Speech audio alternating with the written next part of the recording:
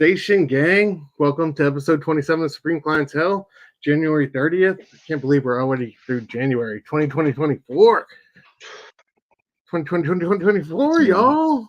As I was just saying, we got a new theme song. We're gonna have an intro here soon, but I want to shout out my boy Benny, who made this beat for us. I can't wait till we get this all synced up. A new Supreme Clientele intro. So thank you, Benny. We appreciate your time and effort with the music, bro. Can't wait to get that popping. So yeah, Link, how you been, bro? Good to see you, my brother.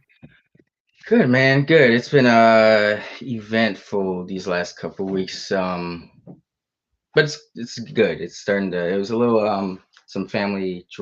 I don't say family drama, but a family a loss in the family. I just cut to the chase, So that was been a little tough, but starting to get back into the swing of things. So yeah, happy to be here, brother. Absolutely, man. Glad to have you. I'm glad that we both got hats on. I was 50-50 on the hat, but I'm glad we're both in there. Yeah. But yeah, let's I want to say shout out to the chat real quick. I got to get to the chat more often. I feel like that's the thing I've been lacking on. So just everybody who's in here early, I want to say what up to. Of course, our brother from across the pond, Warren. Warren, what up? Appreciate you coming through. Inja Station. Our brother E is in the place to be. What up? What up, brother Joe? Congrats on the Super Bowl. Brother Joe has been a proud man. We'll call him that. A proud man in the back chat, and rightly so. But yeah, shout out to Brother Joe and the Chiefs. Link, are we going to talk about the Lions, or are we just going to act like that didn't happen? How do you want to treat? I didn't know how you want to move going forward. I probably should have asked you backstage, but yeah, I don't know. We can. You know what?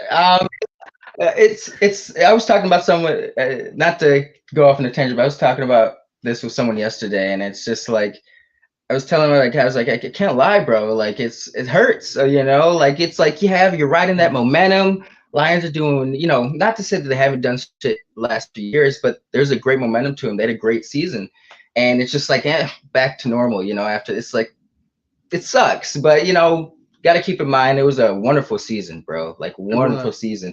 Even that last game was pretty damn good up until like the third quarter, bro. Like shit started getting a little dicey. Seems like they give up, but I won't bitch about that because it was an overall wonderful season. I just think it would have been like so beautiful, like poetic justice for the Lions to have gone to the Super Bowl against the Chiefs since they beat them first game, Or we didn't even have to win, but just us making it would have been such a great look, for years to come when it came to the Lions. But overall, they did their thing, bro. So I'm happy. Yeah, but it does hurt. Sure. But it does, and it's poetic justice in a sense because Garth got that win against the Rams. You know what I mean? Early on in the playoff run, but at the same time, a lot of plays, a lot of throws that game that he should have made that he just didn't come through on. And I feel like I don't even know. I feel like Garth was doing his job, bro. I feel like he threw a couple dimes. Yeah. It's definitely like it was. It's in a game of adjustments. You know what I mean? And they, we were talking about this in the chat. They went out the same way, the Falcons did against the Patriots, where everything was all good. They were flying high first half, but then, you gotta make adjustments to the adjustments in the NFL. I don't know. Those guys are so on the ball. It's scary how quick they can pick up on things. It's like there's like a pride thing going on with the Lions at a certain point. Like there's a few. There's definitely an easy field goal, bro. Where they're just in this type of game, go for that shit. We need easy points. Not it's tough. But at the same time, that's what got them there. Like yeah. So, like you said, and it's an achievement. So, congrats to y'all, dude. And shout out, y'all represented for the NFC North. So, shout out to y'all. You know what I mean? You got farther than anybody thought y'all would. So, I know my team sure wouldn't have got anywhere close to that. It's coming. Yeah, hell yeah. But let's go back to the chat. Nick showed up. Nick, what up, man? Appreciate you coming through. Vern, appreciate you coming through, brother. I don't know if and Stonka, Station. Appreciate y'all coming through. Yeah, but a great playoff season. I can't wait for the Super Bowl in Vegas. Yeah. I feel bad for Lamar, dude. That was rough as well. Watching the Ravens kind of choke, but it was it's been a great playoffs, and I like this kind of oddball Super Bowl that we have. I think it's going to be a great game. So excited to see what goes down. But yeah, let's move into it. What you watching real quick? I know you were talking about Reacher. You're on season 1. About, you said 5-6 episodes. I'm almost through. How you feeling about Alan Ritchson on steroids, bro? How's it hitting? I'm glad that Alan Richardson or Richardson, Richardson. I'm glad he's finally found his thing. I remember seeing this guy years ago. I didn't peep that I'd seen him on Smallville's Aquaman, but there's a show called Blue Mountain State that was like this football comedy about a college football team. He played this jackass, goofy quarterback, bro. And, so like to see him, get role when he got the role of Raphael in the Michael Bay TMNT 10 years ago now. Shit. I was happy to see him get a role. Like, yeah, the first one came out 2014. Fuck. I didn't even know he was awesome as Hawk in the Titan show. One of the best things about the Titan show. Yeah, really, definitely. It's cool to see him be in the Fast franchise. Like, it's cool to see him finally getting work. And with this show, I think he's finally like put his. I actually think there's this Guy Ritchie film. I saw a trailer, like the Ungentlemanly Warfare or something like that. Henry Cavill's in it. Want to get to him because this man, he's going to be in a Matthew and a Guy Ritchie movie in the same year. That he's been working. Props to you, Cavill. But I believe Alan Richardson is in this Guy Ritchie film with Henry Cavill. So that's cool. It's cool to see that he's getting his name out there. People are starting to recognize him, enjoyed him for years. He's been fantastic in Reacher, bro. Like, I was a little trepidatious about checking this out, just because I'd seen the Tom Cruise movies, and it's Tom Cruise. I love Tom Cruise. Right. Definitely felt like vehicles for him just to be some badass. But it seems way more believable with Alan Ritchson, going around doing the shit that Jack Reacher does. Yeah, this is like, this role was kind of written for him, bro. It's cool. He's got underrated. He's like one of those badass actors that has good comedic timing. I think a few people have said this, but I think he would be a perfect Shazam, because he can be so. If you want to see a good example of him being Shazam, go watch Blue Mountain State. It's like he's like a junior Will Ferrell almost in how goofy he is. But no, Reacher's been great. I need to finish it, get on season 2. I was kind of mad. I was like, damn it, I kept hearing about this show. Why did I fucking wait so long to check this out? I'm excited for season 2. I did want to spotlight something else. I forgot to tell you about it, but I've been watching this show called The Curse. With it's by the Safdie brothers, one of them, and Nathan Fielder. I really like Nathan Fielder, bro. I'm very fascinated by him. The joint with Emma Stone? Yes, well? yes. Yeah. So tell me about that. Is that good? You've been enjoying that? I have. That's been an interesting show. I think it's like 10 episodes. I watched episode 1 when it first came out, and I'm just got up to episode 4 today. But it's about this couple that Nathan Fielder is an interesting dude, because like almost all the shows he is involved with, it's like they're almost like meta commentaries on what makes what qualifies as reality. He plays with like the illusions of reality a lot. That's being vague, but that's like the best way to describe it. But this is like most of the time, if you've ever seen him in an interview, it's hard to distinguish, like, is he always acting? Yeah, when he's like, what's his name? Andy Kaufman in that sense. Yes, yes. You don't know when he's being serious or if he's ever dropping the act. They're kind of so intertwined at this point. And I find that fascinating. But this is like his first acting role, I guess you could say, where he's like really playing a character, but there's still hints of other shit he's done in it. But it's about this couple that wants to get this show picked up by like HGTV about remaking homes or some stuff like that. And it kind of goes into like how they spruce things up for reality television, how in general, reality tends to be boring, like there's always some little, and it's like I'll watch it further and get back to you guys about it. But so far it's kind of like, about these people who are really lonely and unhappy with their reality, and the decisions they make in their life through the course of trying to make the show, and how they're trying, about the illusions they create for their reality. It's deep, but it's not as trippy as I'm making it sound. Worth it checking out. Where can they find it? Where can people find that one at?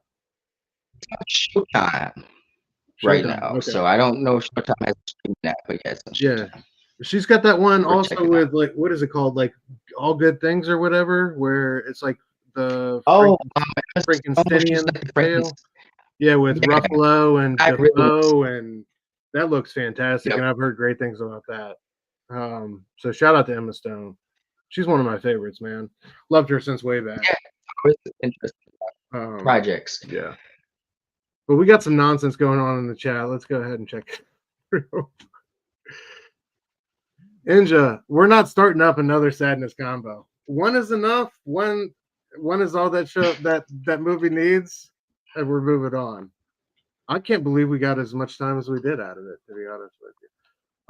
Warren, Reacher is good, no nonsense entertainment. Absolutely. I think that's exactly like the best way to put that. And it's such a good character for Wrightson, and like the way the guy walks around with, no money to his name, a toothbrush or whatever, like the bare essentials.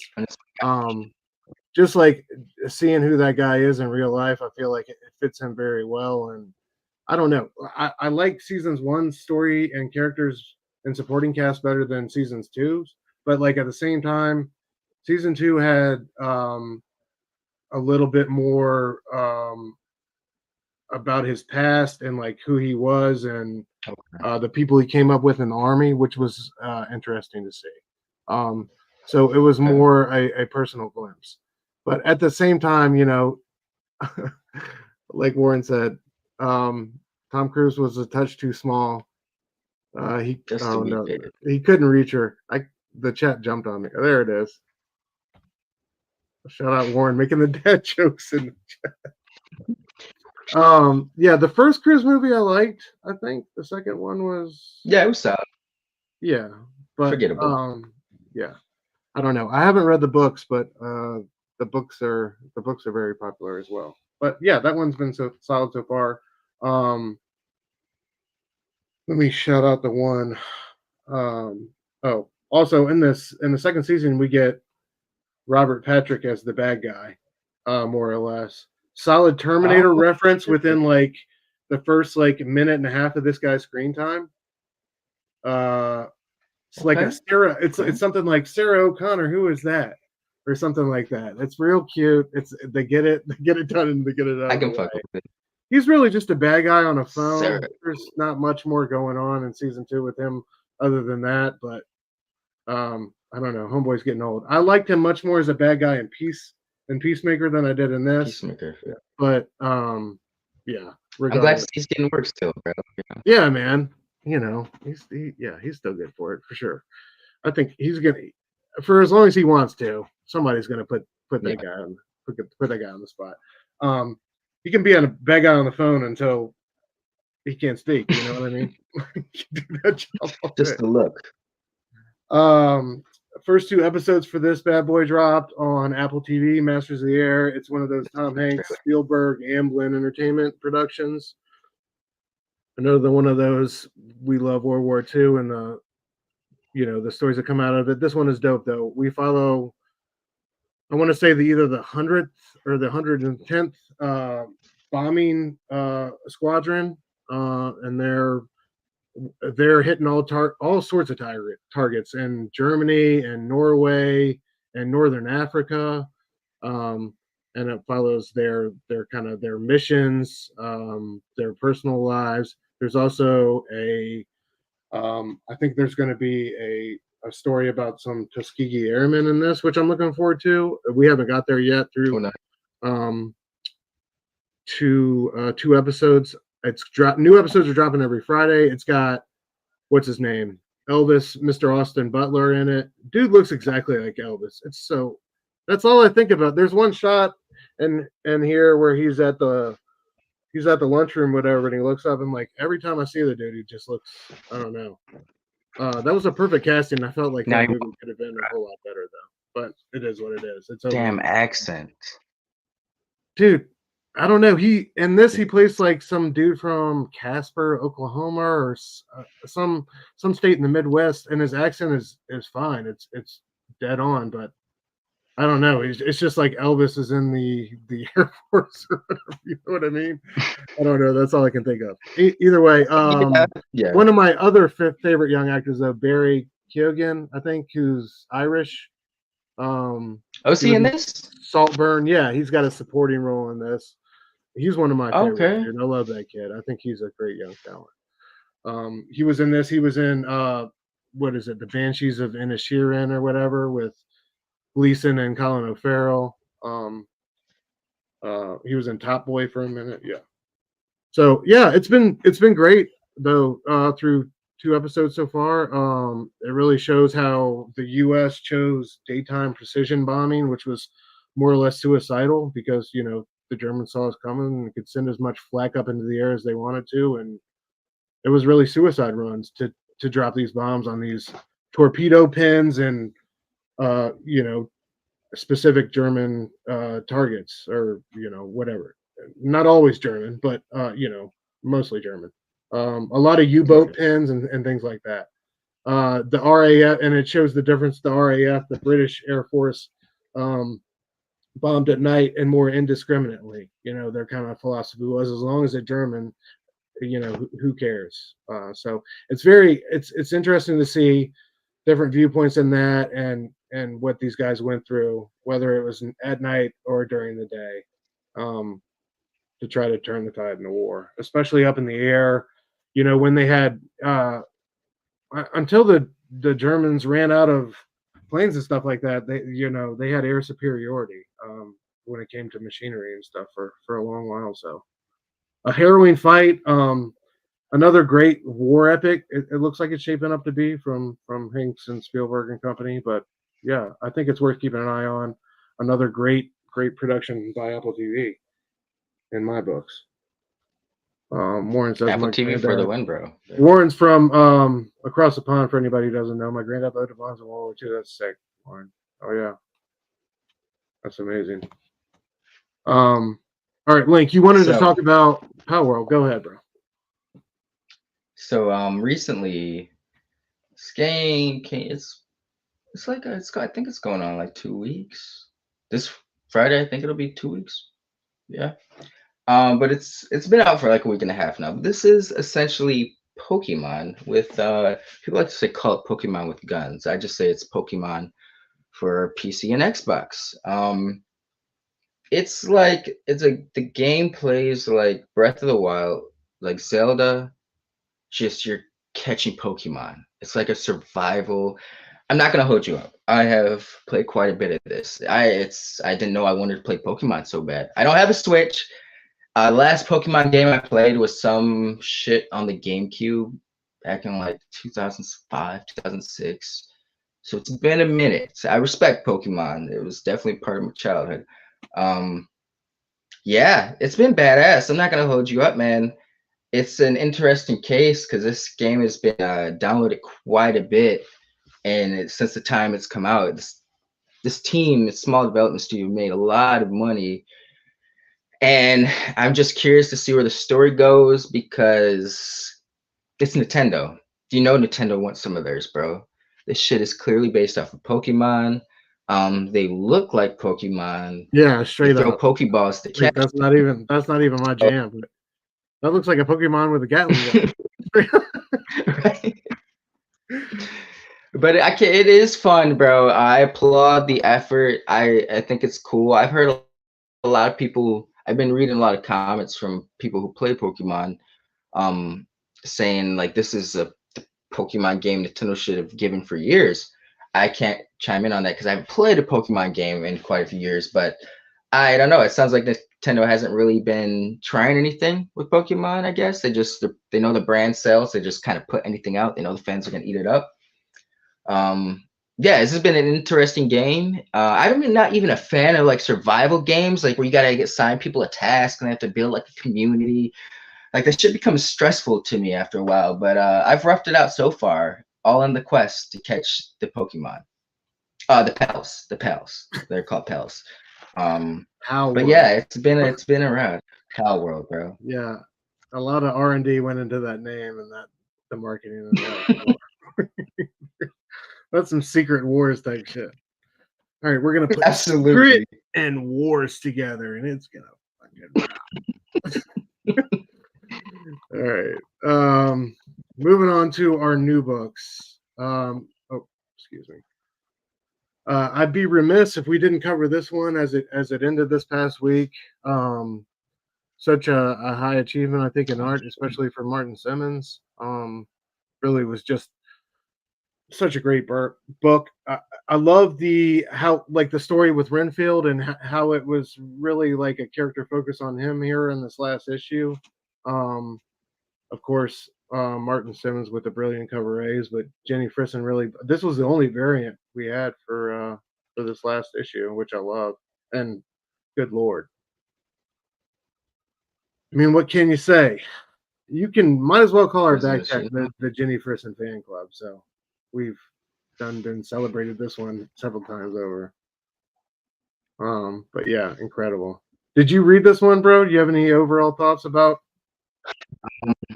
I'm not gonna hold you up. I fell off this book. For some reason, I thought this was gonna be like issue 2, and so I went going to read it like an hour before. An hour is a good enough time for me to knock something out. But when I saw that I was a few issues behind, I was like, oh shit! I was not paying attention to the. I've been a little hazy lately, unfocused, but I was not paying attention to the header. You probably said it was like Dracula issue 4, and I completely went to go read it. And I was like, all right, issue 2, and I'm like 2, 3, 4. Yeah, I missed up.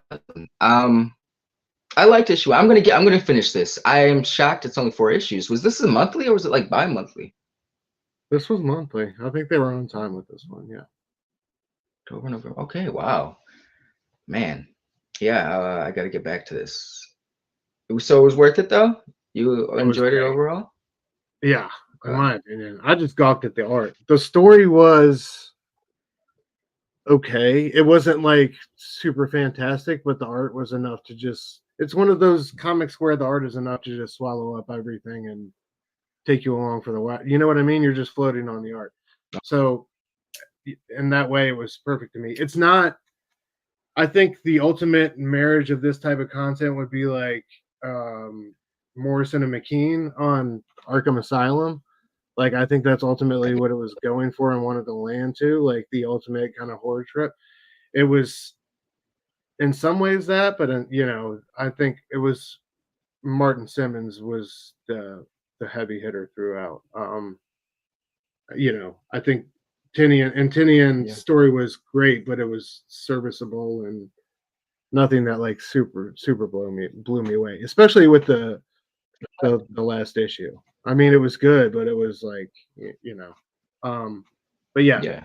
I tried to pull images from the last issue off the web, but they're not available yet. I do have it here. I picked it up at the LCS, so I'll show a couple things here on this shitty camera. But this is everything I got from 1 through 3 so far. Just some of these highlight pieces of art. Opening page. Just to go through it. Well, these title pages were a highlight for me every time. We got one of these every issue, and it was always. I think I have most of them included. It was always fantastic, dude. But the trailing red eyes, like you know, this could be a whole like wing in an art gallery to me. I think I said that before. Oh yeah. Just go through the art, and that's what I This love. was A lot of pages is just nothing. There's no words, and that's how it should be. I think. Fucking insane. That's a crazy piece. Yeah, but the wolf, like the you know, it's constantly transforming into the wolf. The wolf's a constant symbol for him throughout this series, which I thought was dope. And I love the red eyes. The red eyes are everywhere. It's like a sign of his infection. This page on the left was one of Nick's favorites when we had him on the show. Well, I think we went over issue 1, or I think that's an issue 1 or 2. But yeah, I think this is issue. The bugs like coming out of Renfield.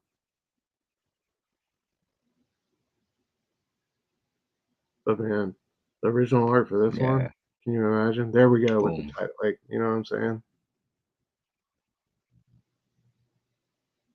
Yeah, that's worth the admission alone. Yeah.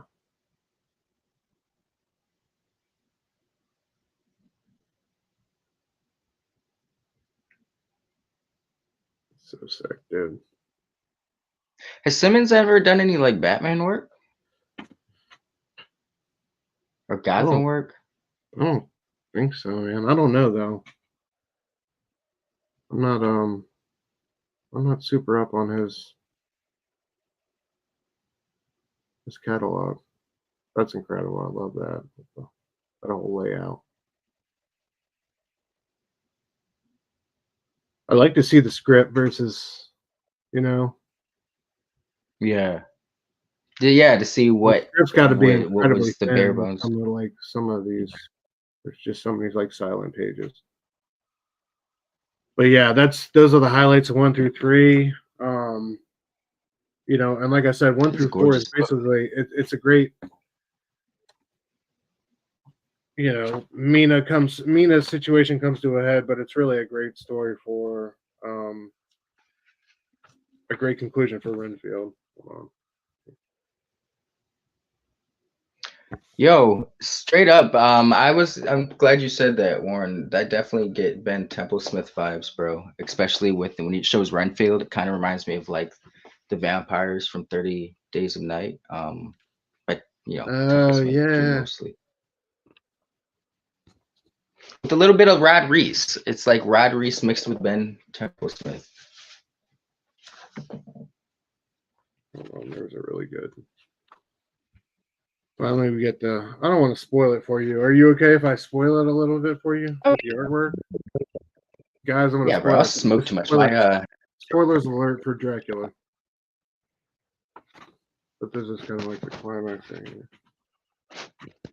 Oh, so sick, badass. Is that Van Helsing? Yeah. Okay. And then so like that's the last page is kind of Renfield barely hanging on. I love that orange. So gorgeous. But yeah, shout out to Martin Simmonds. A true artistic achievement, I thought. Yeah, brilliant. Not to underscore what James Tynion did, but I thought for a leadoff, and again, Skybound Image, dude, for the leadoff of Universal Monsters. Now we got Rom V and I forgot his name already. Okay. Is that the Black Creature, the Black Lagoon? Is that their Universal book they're working on? Rom V? Okay, so that's part of this line. Yeah. Okay. Yep. Okay. That's next up. So, yeah. Oh yeah. Let me get to the chat real quick. I know we had Big Herm came through. Herm, what up? Herm, what up? They want to be the best no one ever was to. I can't say that the song's been in there, Herm, but I will say that I've sang this song every time I've played it. You know, I'm like running around the world like, I want to be the very best. No one got him. Got you, bitch. And then, I just do my thing. Sal says, Sal, what up, by the way? Thank you for coming through once again, bro. I like when these small underdog developers end up having huge successful games like Power World. Hell yeah. Absolutely. And just says that's about to be my catchphrase. I'm not gonna hold you up. Oh, that's great. Let's see. Shout outs. E said Martin Simmonds keeps getting better and better. Agreed. Warren says I'll pick up the trade for there. Hell yeah. Looks great, bro. Respect that. The original art for that, man. It's got to be like there's got to be some epic painted pieces for that one, you know? Oh yeah. Here comes Chill starting shit. I don't know why, but it's giving me a sadness vibe. Right. Thanks, guys. Glad everybody's back on that train. Appreciate you all. And Creature from the Black Lagoon. Oh wow. I think Ron said, hell yeah. Can't wait for that one. I love 30 Days a Night. Hell yeah. Station Nick. That movie's underrated. Appreciate you pumping up the numbers regardless, bro. All right. Moving on. The other one we wanted to cover, we are going to cover was Ghost Machine #1. The kind of preview of what we got, coming from this publisher under the Image umbrella, Geoff Johns and Company. What did you read this one, bro? Or like look through it at all? I did not. I'm not gonna lie. I meant to knock both of these out. I thought I was under the illusion I only had 2 issues to read. So once I found out I had like 4 issues to read, I'm gonna check this out for sure because I should have tried to read this one first. But once I found out I couldn't read Dracula, I kind of got discouraged and sidetracked and forgot about this one. But I am looking forward to this one. I am very happy. I was very curious to see if Geoff Johns could thrive outside of DC when he was starting Geiger a couple years back. I read Geiger. I enjoyed it. The first arc. In between the break I've taken, I know Junkyard Joe came out, and it seems like people responded to that better than Geiger. I've been meaning to check out Junkyard Joe, but I'm just glad to see that he stuck the landing. He shows that he can do some shit without DC. Very curious about what this is. Was it just like short stories introducing issue 1s he's got coming out, or like snippets of the issue 1 just put together in one? It. Okay. Yeah. Not entirely like anything new with like necessarily with like the characters who have been established, like Geiger here and Redcoat and what's his name?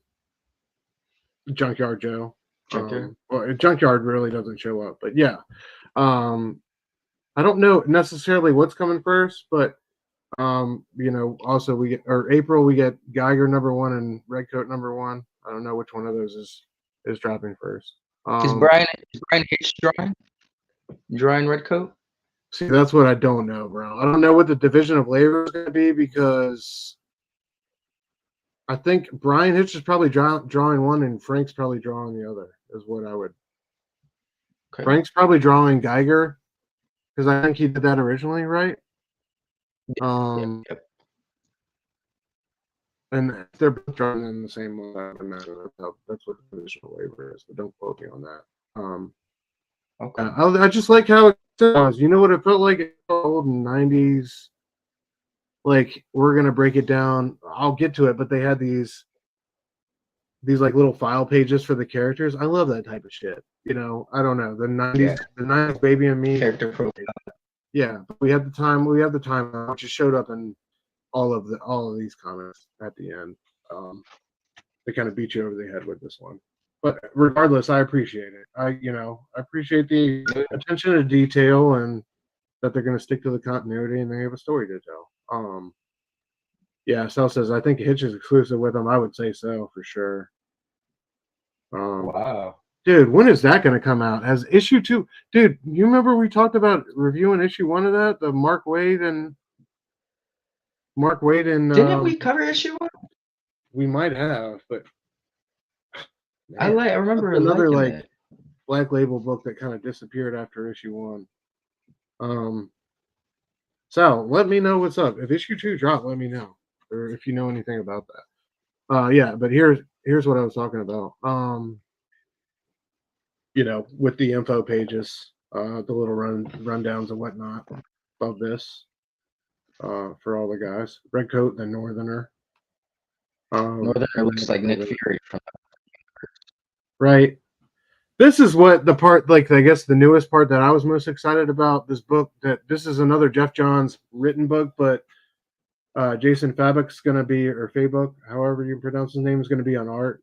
That guy did not miss a single line for me when it came to Three Jokers, despite that story not all being like all the way on for me, like writing wise. Like his art in that was like so flawless, I thought. So I'm excited to see this dude. Yeah.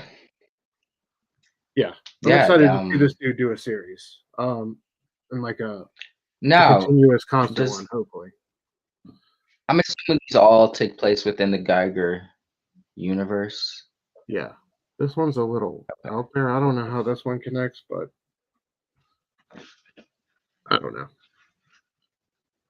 Yeah, I love the Rook design too, so I love the helmet. Like I just like the look of it. Yeah, and this world has its own character, Swine, Direwolf, like I don't know, dope designs. And I think that dude's art is awesome. So I'm glad he's doing stuff for this, but honestly, I'd like to see Jason Fabok get out and do more. And then we have the Family Odysseys line. I didn't include a whole lot of slides from that, but that includes 2 titles by Tomasi, Peter Tomasi, who did the Superman Rebirth comics that were really good. Love Tomasi, bro. So those are Thomas. You said that. Oh no. Yeah, I don't know exactly what they're about. It seemed like the I don't know. The one family was like a futuristic version of the Jetsons type deal. But they're both like family people type dramas and those type of comics. I think they're kind of outside of the you know, the unnamed universe or whatever it's officially called. Yeah. But yeah, I'm excited for that. This is doing something. Yeah. The Rook thing looked good to me, and you know, I think Image has really done a incredible job with Skybound, these guys, Giant Generator, Remenders. Like everybody wants to publish with them. I think they've done such a great job, and you know, before you know it, man, I think they're going to be. I don't know. I hope they get enough of the market share where they can change the game for the good in ways that Marvel and DC is unwilling to. You know what I mean? I hope that they can eventually get into that position. Because I was on, you know, listening to Cartoonist Kayfabe and talk to Marlon and him talk about how, you know, unfortunately they still have enough of a foothold to completely disrupt things if they want to. And I would like to see Image be in a position where that, you know, that type of thing can affect them, because they put out so many great books. And I don't know. Like I was saying earlier, when I looked at my best of last year, the amount of indies on there was overwhelming compared to Marvel and DC. And I think DC does a good job relatively. I think Marvel has hits and misses, you know, and a lot of problems, but I think DC tries. But yeah. Anyway, moving on. All right. The meat and bones of tonight. Guys, put a lot of work in this. If you're still here joining us, I hope you enjoy this. A Tale of Two Punishers. I was going to do Marvel Boy with Grant Morrison, but I went so deep on this and Marvel Max, we decided just to cover this. But yeah, so we're going to start with now, Link, do you have any history? What's your history with these two books? Just starting off. I'm just curious. I've always been aware of the what was it, Christopher Priest, the first one. Where's he going by? It's Chris Golden and it's Tom Stinknowski or something. It's two guys who you probably not heard of before. Yeah, it's two like random creative friends of Quesada's. I remember always seeing the cover, never checked it out. Punisher Max, the Ennis Dillon, he various artists, but the Ennis run is what I was familiar with. Do you know how many issues well, I'm sure you get into it, but I'm curious to see how many issues the OG Punisher Marvel Knight series was before they. So the first one that had Punisher as a basically resurrected guardian angel with the guns from God lasted 4 issues. The original Ennis and Steve Dillon series on Marvel Knights was 12 issues. So just Ennis and Steve. Then when he started up on Marvel Max, he was with different artists throughout, and that one, I don't know. I was gonna look. I have all my Max trade papers here, but that one went like 60-some issues, but I think Ennis was on it for like 3/4 of that. He was on it for a good while. Okay. Barracuda. I don't know if you're familiar with Barracuda, but he got introduced in like issue 31 or something like that. So that was like well into his run. But yeah, the initial one that made noise was the Marvel Knights run. That was 12 issues. That was Frank Castle taking revenge on we'll get there, but taking revenge on the New York crime families type deal. Okay. But yeah, hell yeah. I had no knowledge of the Punisher God with Guns series, or Guns from God series, or Revenge Angel type deal. I had no knowledge of that. I had read the Punisher Max series, just getting back into comics and knowing that was one of the ones to read, and read that and loved that, and then got further into the Marvel Knights stuff and all that from there. But so that was my introduction to it. But yeah, anyway, let's get into it. So how Punisher, the first Punisher even came to be, Quesada and Palmiotti had both cut their teeth at Marvel doing Punisher covers. I think they had done 30 or 40 between the two of them, and they wanted to have a Punisher book. Punisher didn't have a book at the time. They wanted to have a book. So they reached out to Chris Golden and Tom Snikowski. I hope I'm saying that right. Two creative friends and writing partners. They had received about 15 or 16 of the same type pitches for Frank, and they didn't want that. They wanted to do, quote, something bizarre that'll piss everybody off but get attention. So they got those two to write. The big get was Bernie Wrightson as artist for the series. Bernie did the pencils for all 4 issues. If you don't know Bernie, he's a horror legend. On both sides of the ball, Marvel and DC, the guy, the Swamp Thing, when it comes to horror comics and illustrating horror comics, there's few names in higher esteem than Bernie Wrightson. Anyway, he did pencils. Another unsung hero, like we talked about last week, Joe Jusko, painted over Bernie's pencils for covers, which, and we'll get into, some of them are gorgeous. Yeah, definitely a highlight of this sorry ass series. Anyway, it put this Frank Castle commits suicide. He gets reincarnated through a satanic life force and is stuck in the middle of a war between angels and demons. He says pray to people before they die. He's got these guns from God. It got criticized on a variety of fronts. I tried to go and find quotes from reviews about it, but everybody just panned everything. It was just like universally snubbed. This was the one miss out of the 4 initial book offerings by Quesada, Palmiotti, and Marvel Knights that didn't hit. Anyway, I have a little video clip. Let's watch Jimmy Palmiotti lie about it real quick. At the time, people were looking for something else. We were not going to come back and give you the same old, same old. We had to give you something different, and with that, we definitely gave you something different. Writer Tom Snikowski pitched the boys a wild idea to cast the Punisher as an angel of vengeance, swapping out guns for supernatural weapons. You can go back now and read it and get a kind of kick out of it. It is crazy. Both Chris and Tom are so talented. They were the right people for the book at the same time, including Bernie, and I'm awfully proud of it. The angelic Punisher run garnered negative reactions, but it actually helped boost sales. It may be the first time in comics history that hate reading became a thing. It was a book that, even though people were like, oh, I don't like this, or this is too weird, or everything, it still sold like a monster. The first issue did well, second issue did great, third issue did better than the first issue, and the fourth issue sold more.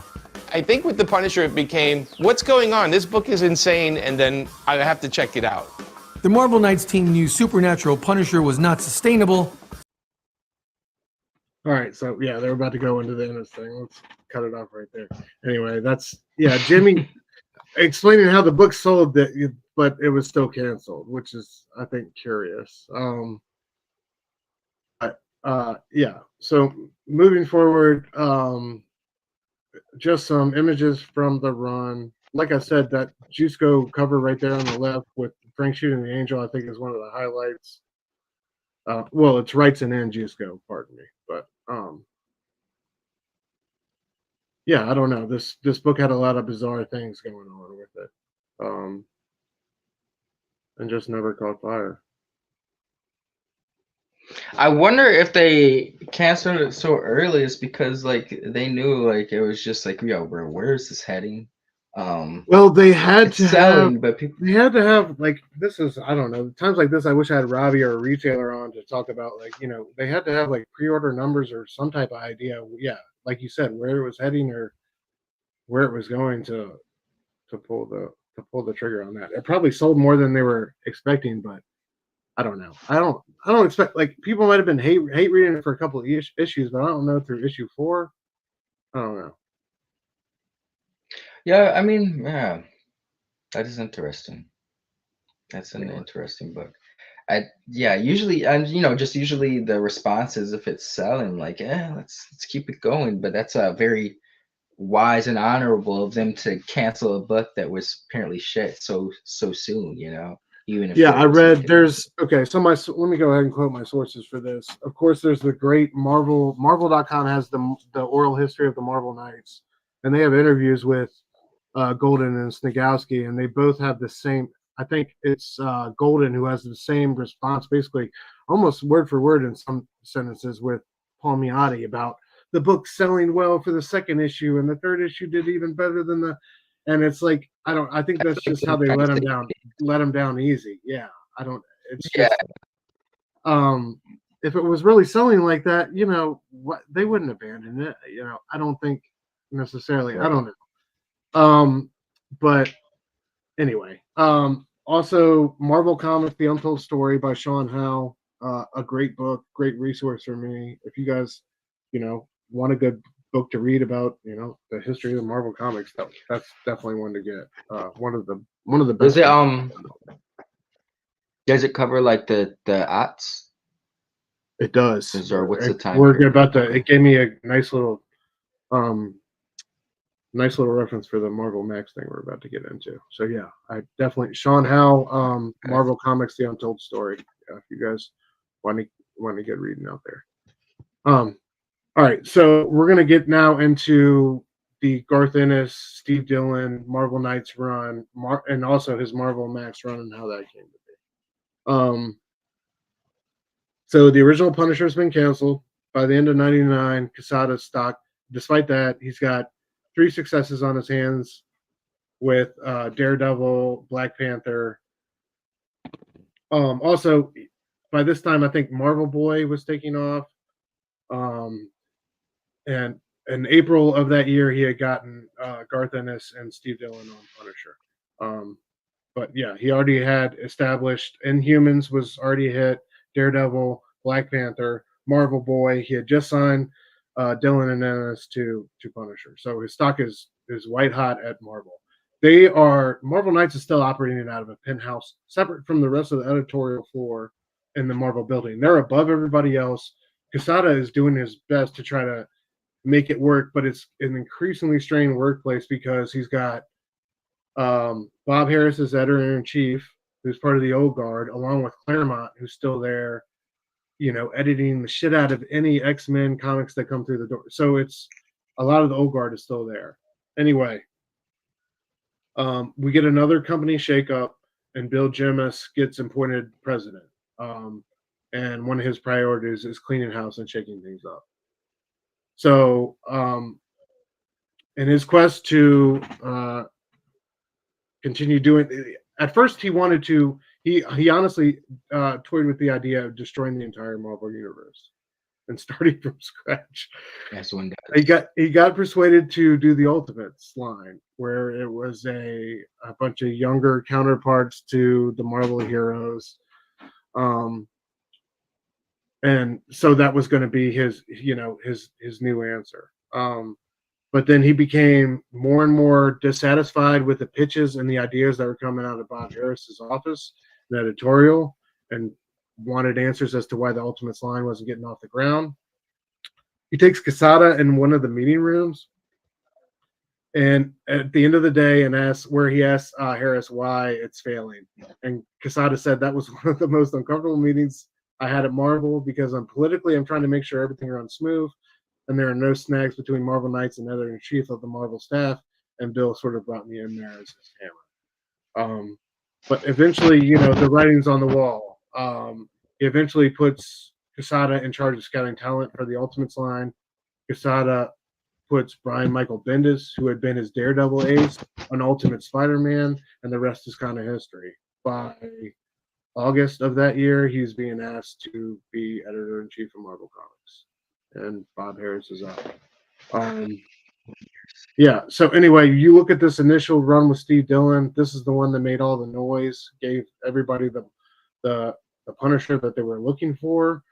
Punisher kind of declares war on the mob families in New York City. Steve Dillon's awesome expressive art, which I love. Some people don't, but I love Steve Dillon, and I love what he brought. Oh yeah, Steve Dillon, just an absolute legend to me. I love his frank face, how expressive all his faces are, whatever character it may be. I love the way he depicts violence. I love the colors here in these opening issues. And shout out also to Tim Bradstreet, who killed covers not only on this run, but on the Punisher Max run. Tim Bradstreet's covers were fucking crazy. Go ahead, bro.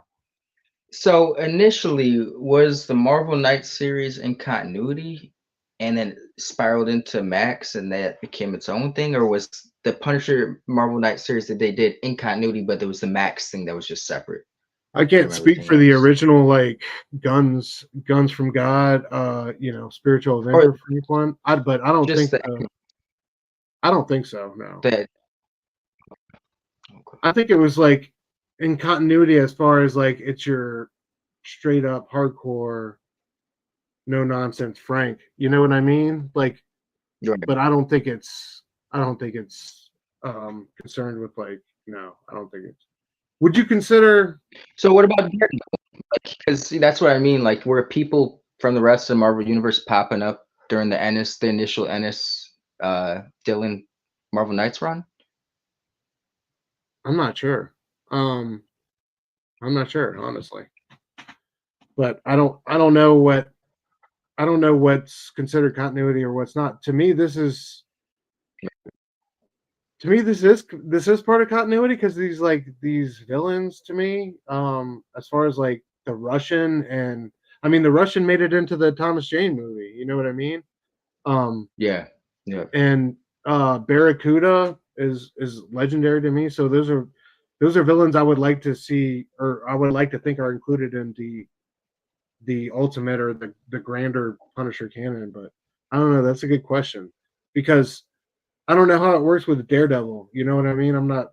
Maybe you could clue us in. Is Daredevil Marvel Knights considered part of his main continuity as well, and those stories and those events and et cetera, et cetera? I'm curious. Because I felt like I remember hearing something like that. Like initially the Ennis, because that's where I was confused, because I knew Ennis had done a couple Punisher books, and I knew the MK stuff had turned into Max, but I just know the Max stuff was just like there was no superheroes in that bitch. It was just I haven't read all of it, but from what I read, it was just Punisher on some I'm taking out the crime type of shit. Like no superheroics.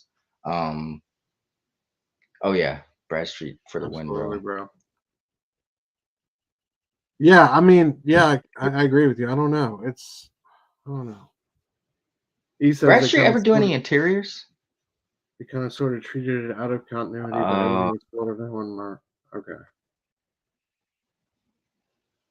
Okay, that makes sense. Okay, So I guess unofficially it is, kind of, if it wants to be. You lose, yeah. It's Um, interesting though.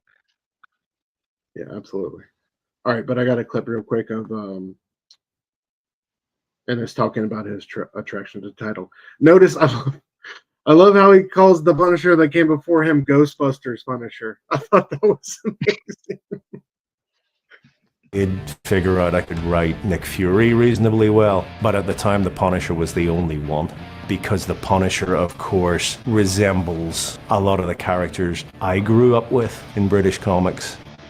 I was just so busy. When Joe and Jimmy first asked me to do it, I had so much on, and I realized if I take this on now, it's going to be a big mess. That was why you got the sort of Ghostbuster Punisher. As I recall, sold pretty well anyway, I think because people just wanted the Punisher. So it was maybe a nice way to test the waters. And of course, when Stephen, my book, came out, people went crazy for it because it was the Punisher they wanted.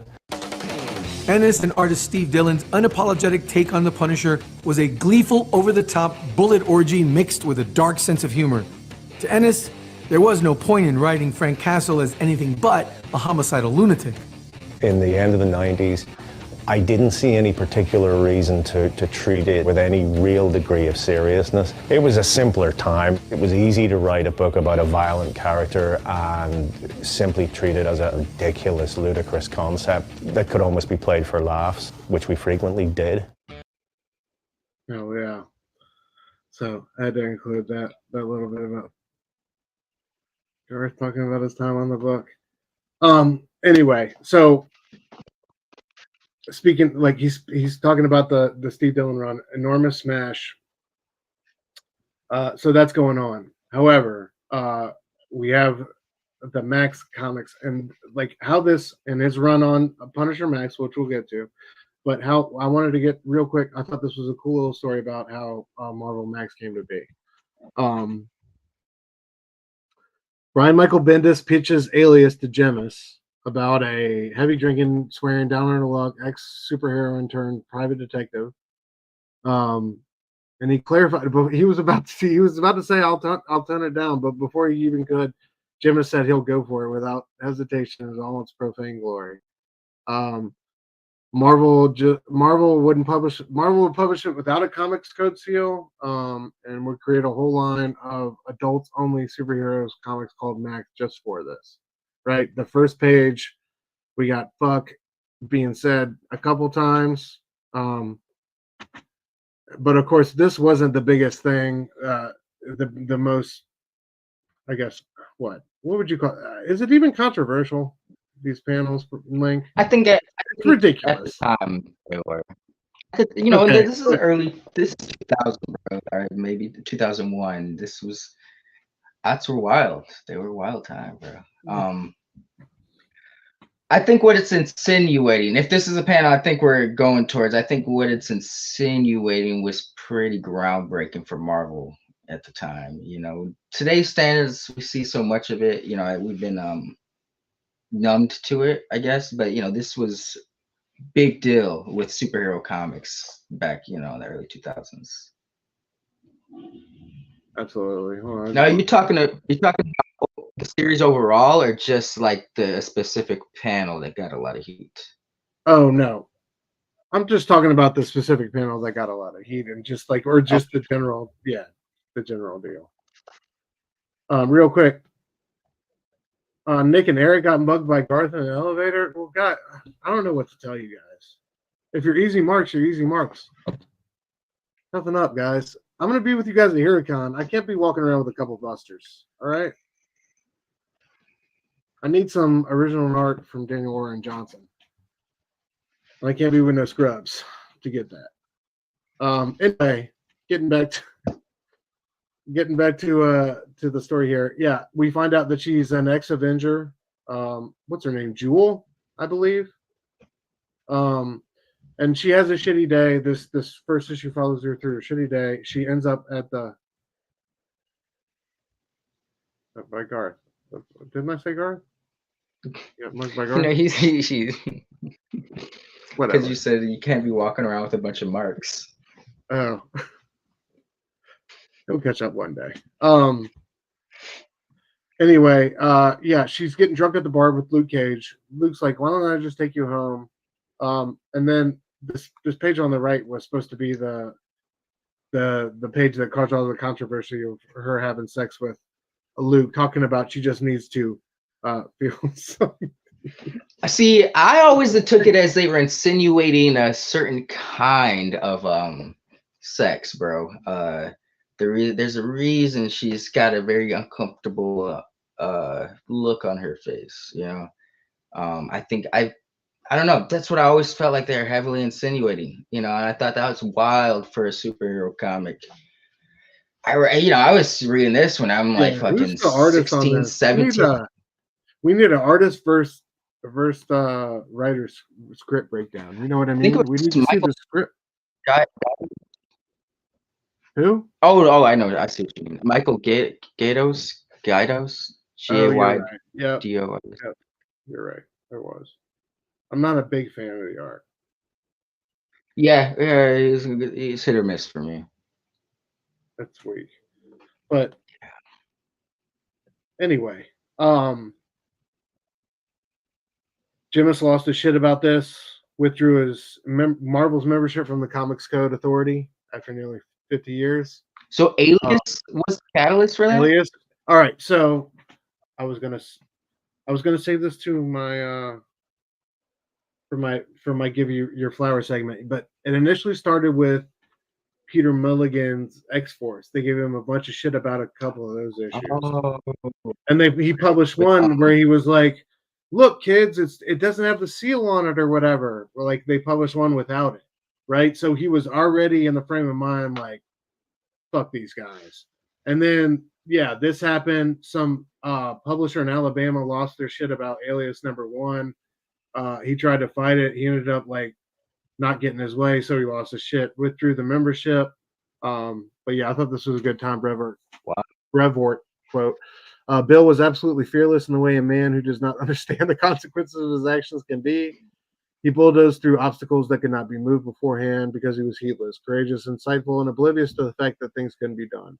That was very valuable to knocking out some of the calcification that had been built up. And I think that's that's an apt quote. Jimis, for better or worse, was great in some ways and awful in others, but at the same time, he shook it up. What they needed at the time was a shake-up, and that's what he gave. So, you know, I thought he was very valuable in that way.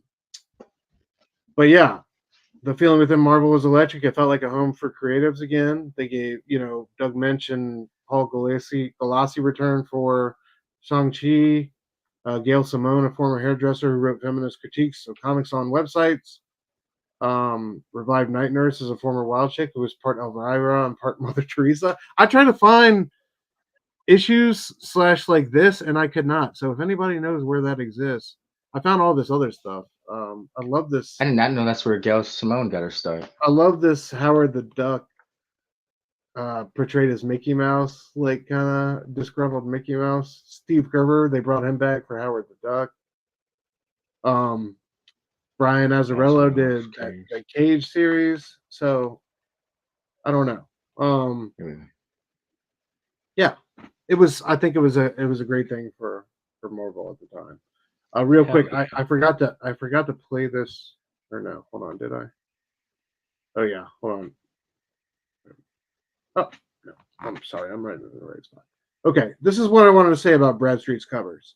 I feel like they got better. If you look at hell yeah, where we're at with, like, not to say that Dillon one isn't great, and these aren't great, but if you look at what he did when he got to the Max line, it just got so much more refined and cleaner and his own. Like the first covers kind of almost like in certain aspects look like the Daredevil kind of gives me like Malie vibes, you know. You can still see his Punisher in there, but like you said, by the time this rolls around, it's way more refined. Like it's his style completely. Absolutely. Damn, bro, I've never seen that Barracuda cover. Yeah, it's so great, man. That's the one when you first really meet him. He's a real piece of work. He's in this boat. this floozy that he's just spent the night with is smoking crack. She runs out on the deck, gets bitten by this rattlesnake. Barracuda goes out there, smashes it against the post. She's dead, like foaming at her mouth. He kicks her off the dock and takes her off. And that's our first time we're like really meeting him. Just one of the best. Just one of the best foes the Punisher has ever encountered, for my money. This is our second. I'm a big fan. Well, not the biggest fan, but Goran Parlov. I'm probably butchering his name, but he did a really cool. I think it was called like Punisher versus the Marvel Universe, but it's like all of is that Punisher kills the Marvel Universe? I think I think there's 2 series, but he's got like a ponytail and shit, and like they're all become like the Marvel heroes become like cannibalistic and stuff, like the villains and stuff. I get those titles confused. It's one of those. It's either Kills or Versus the Marvel Universe, but it's pretty badass. I didn't know, and it came out like 2010, so I didn't know Parlov had gotten his start already way earlier on Punisher Max. That's crazy. Yeah, dude. He did a great job on these. But yeah, then you meet a Barracuda yet again, handling business in the middle of the street against some fellow. Just chopping him up, bro. And yeah, dude. Just pulls right in front of him. Yep, a piece of work. This is the other Punisher villain I wanted to shout out. This is from the original Punisher Max run with Steve Dillon, man, and of course this is the guy we were talking about that got immortalized in the Thomas Jane Punisher film. Take a look real quick. Yo, do you know the wrestler that played him? Kevin Nash. We're about to get to it. Okay. 3, 2, 1, door.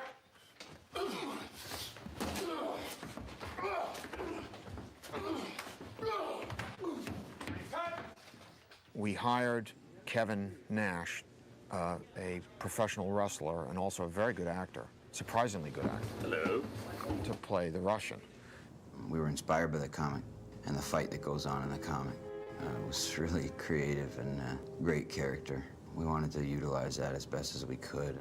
Words that me and Jonathan came up with to describe the fight was a horrific clown show. A storyboard artist and I worked in Los Angeles. We boarded all of the action of the entire picture.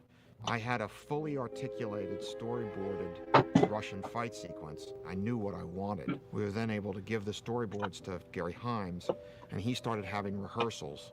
And he found out that there were some aspects of the interior of the tenement apartment that could be made to better use. So he started adding things to the Russian fight sequence. And it just got better and better. I just thought that was super cool, like how the comic influenced the movie, and that dude lived forever. Really. But yeah, like, a lot of scenes from that fight were recreated. I heard that he got in the movie. There's a scene where Thomas Jane stabs him. I heard that he actually got stabbed. Like that was some real shit. He did. Wow. He also claims that John Travolta tried to hit on him multiple times. I believe that. No. Yeah, Kevin Nash has got some wild stories from the Punisher set. But yeah, I just thought such a great legacy, like you said, dude, in the back chat. Like this book was huge for Marvel Knights, and especially for Punisher. It is a lot of people consider it the definitive Punisher book. People get it confused whether it's the Marvel Knights or the Marvel Max run they love, but you can't go wrong with either. They're both, what's that? Such great stories, such similar stories for the character. Yeah, so I think next week we'll try to get to Grant Morrison's Marvel Boy, and maybe I don't know. What do you want to cover after that? New X-Men, or we could stay on the I wanted to talk about Sentry real quick, but we could squeeze him in with Marvel Boy. The Paul Jenkins. Terms of, are you talking about the Paul Jenkins Jane Lee one? Yeah. Hell yeah. Yeah. I thought the way they played with the advertising with him back then was really cool. So that's just something I wanted to touch on. I wish they did more of that now. Let's do that. Let's match those up together then. We'll do Marvel Boy and Sentry next week. Those two complement each other well, I feel like. Oh yeah. Oh yeah. All right. Where are we at? All right, real quick. Are we doing Go ahead. flowers? Flowers. Let's do flowers. Who are you giving the flowers to this week, bro? All right. This is a random. It's not comic book related, but I'm gonna give my flowers to Justin Timberlake. My man's just came out with a new song. He's got a new album coming out. I love the Justified album, and I came out my freshman year of high school. Justified was straight. That album was a classic. Yes, still a classic. I lived with my grandma throughout the course of my high school career, and that was one of the albums she got me. So it's a very sentimental album to me, bro. So it's just like, with her recently passing and him releasing a song around this, like it was like the day of her funeral. It was like a symbolic to me to reflect, because I used to love Justin Timberlake, as big NSYNC fan. So it made me think of that, and it reminded me of good times I had with her, staying with her in high school. So give my flowers to Mr. Timberlake. That's beautiful, bro. I love that. Music is always that strongest bridge to those memories and those times that we love. So I love you sharing that. Man, Future Sex Love Sounds was a big one for me and Jess in our relationship. Oh, yeah, that banger. Talk about another. Dude, that album was amazing. Yeah. So shout out JT. One of the few white boys who still got it, at least a little bit. Yeah. Justin Timberlake, bro, and he it's funny because I know people were clowning on him for, like, he had some weak footwork video that was floating around like last year or 2 years ago. Right, and in his new music, but no, in his new music video, he has a whole foot segment. So it's like he's almost like shouting out to the people that were talking shit about him. He's like making a statement like, I still got it, bro. Still got it. I respect that. Go, Mr. Timberlake. Exactly. You can dance better than 98% of us. So shout out to that dude. Like I said, my flowers were going to be for Peter Milligan and Mike Allred's Force, which shook up the comic authority. The book kind of started as a like a late night bender type of conversation with Axel Alonso, the chief, and Peter Milligan, who was a British comic writer, a Marvel at the time. But yeah, trying to collect this joint. No shit. I got a few of these are only. I got more than this, but yeah, I thought this one. No, this is from the Enough Said Silent. This one all occurred kind of saving the day. Oh yeah, yeah. I was gonna give my flowers to the X-Force team, Peter Milligan, and Mike. That was my. Oh yeah. For starting to. You know what? To stir Bill Jemison the way when it came to the Comic Code Authority and way for all the great books after. Did that come out in 2001? Because I felt like that came out around the same time Morrison's new X-Men came out. And I gotta say that if it did, if I'm remembering it correctly, 2002. Yeah. 2000. Okay, it was close. It was around there, but I'd say that book was definitely had a big hand in like changing up the X-Men's identity at the time. Like, it was far from what Morrison was doing in New X-Men, but it was similar in the sense that it was shaken up with how you had seen the X-Men characters presented, in a while. Like that, you never really saw them as douchebag superheroes, celebrity superheroes, right? And like trying to be own, like, reality, trying to stun on reality TV. All right, here we go. Right. Thankfully, not all of this is from that Sean Howe book.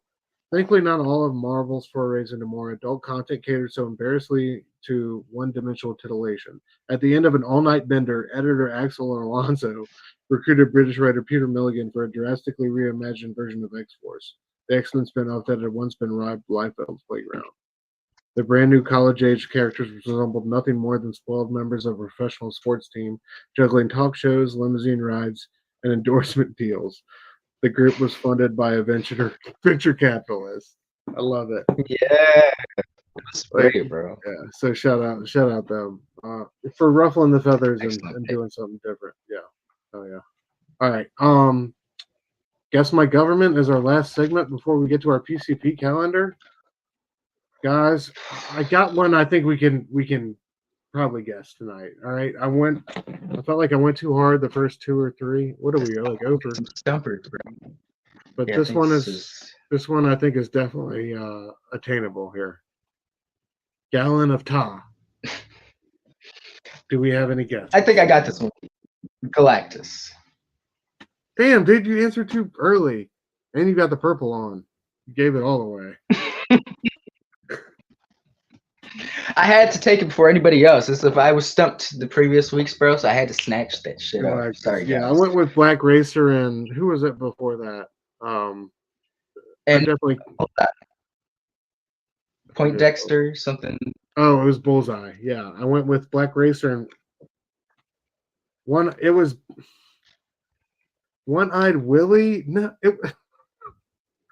Sergeant Willie Walker was his name. God damn it! Look, I'm putting in the time and effort to create these slides, Eric. You better fucking learn something. One-Eyed Willie or some shit. That would have been my guess, bro. Anyway, of course, yes. Gallon of Ta is Galactus. Only from the reality that existed before our current one. He had a group of fellow adventurers. We got some great Kirby art here on the left. Attempted to explore a cosmic egg. He was the only survivor, merged with a being called the Sentience of the Cosmos, and it made its way into the next reality. Just stayed until Galactus emerged. I like how John Byrne thinks that Galactus is just like a mental projection of like how you see him. Like our version of him is just like our construct. What we can interpret and yeah, and that's built in with like Kirby's love of Mesoamerica and like their art, and you know what I mean. I just thought that was super cool. But yeah, of course we all know Bro Eats Planets. He's attacked Earth. He showed up in Fortnite. He's making it real big. He always inspires great art.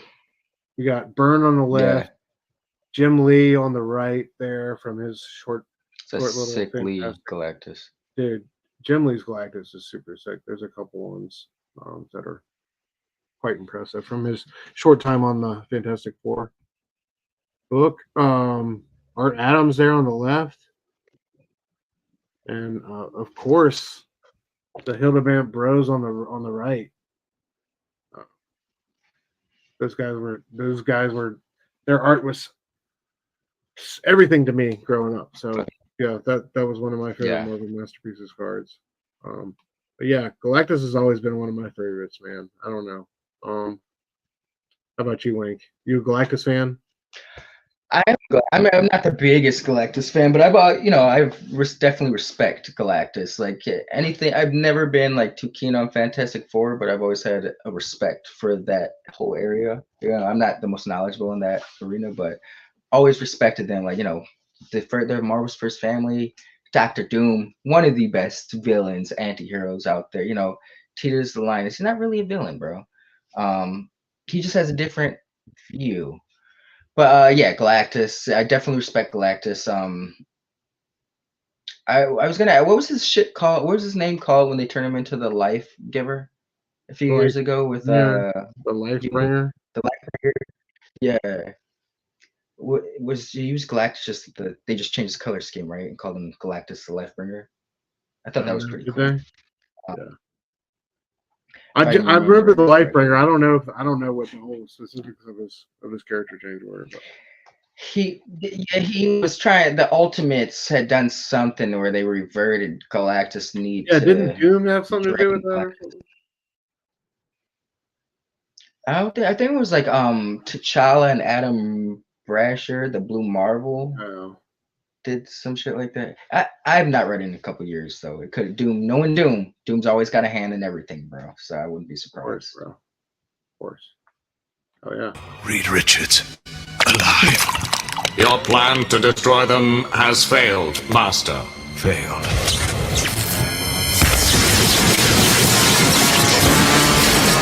Dr. Doom does not fail. Hey, I just wanted to. I had Power no Doom. reason That's a to. great clip. Yeah. If you're still with us, you're welcome. All right, let's get to our PCP schedule. Oh, it looks like, I saw my wife looking fishy at the laptop right before I hopped on here, and this was the last slide I was working on. So, yeah, thanks to my wife for this one. Playing Fable this Friday, 9 p.m. Eastern. We got Bobby De La Ghetto on, the homie. Can't wait for this one. It's gonna be great. Let's move out of that. Yeah, she highlighted my big ass Kirby hand. Thanks, man. Of course, Nick Comic Culture's got the new Comic Book Day haul and new comics out this week. Oh yeah! Shout out Nick, best thumbnails in the game. Yeah, Bobby, you're on the show. Get with it, bro. It's in your contract. Read your contract. Herm is unboxing his PCP mystery box from Robbie. Herm, I don't know what time and what date and time this is going on, but Herman's opening a box on camera, and you want to see it. This Thursday night at 9 p.m. Eastern, Vern has got Tucker and Dale versus Evil. Link, you were part of this one? No? No, I think Verno's doing that with some buddies he met. I think they're going to be in the same room, if I remember that was what he's saying correctly. Heard that. But I'm very curious to see. Yeah, curious absolutely. to see what these guys got to say. Any movie with Alan Tudyk, I got time for. You know what I mean? Hell yeah. Of course, Manny, Batmanuary concludes with one of Link's favorites right there, Batman Year 100, Paul Pope. Yeah, y'all, Manny, dude. If y'all have been checking out Manny's content, I don't know what's wrong with y'all. The guy's putting out some of the best videos out there. His Batmanuary has been amazing. He's reviewed all sorts of great, crazy ass books from all over the Bat canon. It's been a great representation, I think, of Bat literature. What is he just put it in the back chat? I forget what he has planned for next month, but yeah, the train don't stop. Y'all make sure you check out everybody's executive producer, our homie at Nerdtastic News, Manny, doing some of the best content out there, man. Of course, Taki's got his new My Weekend Your Wednesday segment. Check out Talk. I've been loving it, bro. The new one you put up. Yeah, I hope you keep putting up new content, bro. Don't give us those 6-week intervals, man. Not Baker. Yeah, this was a thumbnail he shared, so that's what I'm sharing, Todd. Jasmine and Mark are reviewing the classic Street Fighter this week. Raoul. Hold on, my bad. Oh, yeah, Raoul Julia Forever. Y'all make sure you check out X Geeks Unleashed on any podcast platform that you prefer. I'm on Google, but Google tells me they're going to be gone in a minute, man. So I'm going to have to find another podcast platform. Let me ask y'all, what podcast platform do you prefer? What do you recommend? Because I'm in search of a new one. I don't know. How about you, Link? You got any? You look as stumped as I do. Yeah, I kind of just play with I click the link and hopefully it takes me to something that Oh man, I got all like my shows and my queue and all that saved on Google YouTube Music. Damn it. See, he warned me about this, but I didn't listen to him. Anyway, y'all check out Jasmine and Mark. I listened to they just reviewed Matt Reeves' Batman on the last episode. It was fantastic. I just listened to it on the way to and from work this past week. They do a great job. Just a great back and forth conversation, man. Just a great natural 1-2 between these guys. They have a great review, great points of view. They both offer different insights and viewpoints. They both cover parts they both cover different parts of the film. Like Jasmine was taking the cast and Mark was taking the plot and all that. I just love the way they break it down and bring it to us. So shout out to Geeks Unleashed. Yeah, make sure you check them out. E, we are waiting. Tiki Taki. Where you at, bro? But yeah, I think that'll be it for us this week. I hope you guys enjoyed it. Tried to make this one informative. A big chapter in the Marvel Knights history. We're kind of on our way out of the Marvel Knights era, so I wanted to make this one decent. So yeah, it took me all of today and some of yesterday. I hope you guys enjoyed it. Link, what do you want to say to the people before we get out of here, bro? Thanks for joining us, guys. See you next week. Oh yeah. Yeah, make sure you check out all the PCP family out there. Make sure you be another. Yeah, take the time to be kind. And we will see y'all next week. 9 o'clock. Peace.